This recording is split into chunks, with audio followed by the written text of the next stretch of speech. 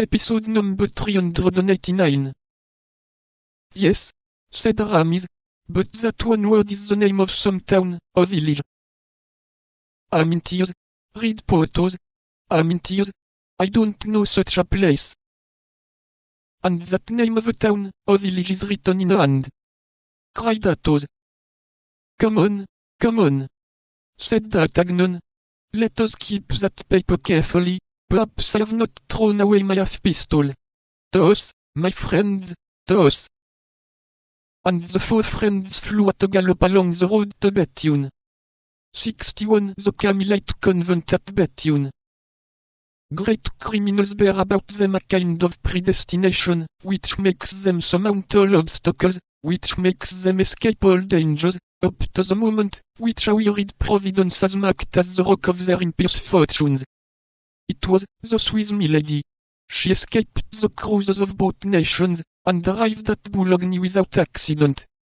When landing at Portsmouth, Milady was an Englishwoman whom the persecutions of the French drove from La Rochelle.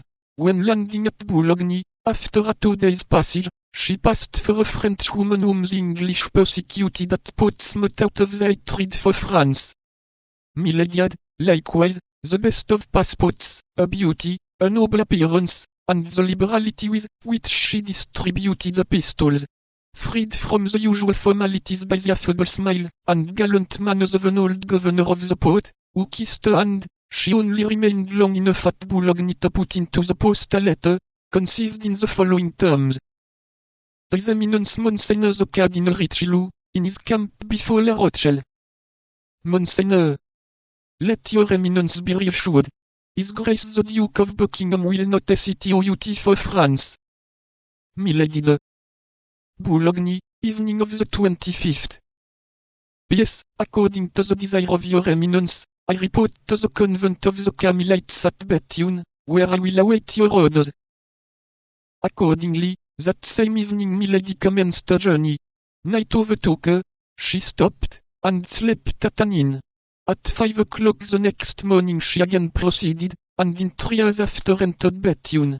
She inquired for the convent of the Carmelites, and went thither immediately. The superior met her. Milady showed her the cardinal's order. The abbess assigned her a chamber, and had breakfast served. All the past was effaced from the eyes of this woman, and the looks, fixed on the future, beheld nothing but the high fortunes reserved for her by the cardinal, whom she had so successfully served without his name being in any way mixed up with the sanguinary affair.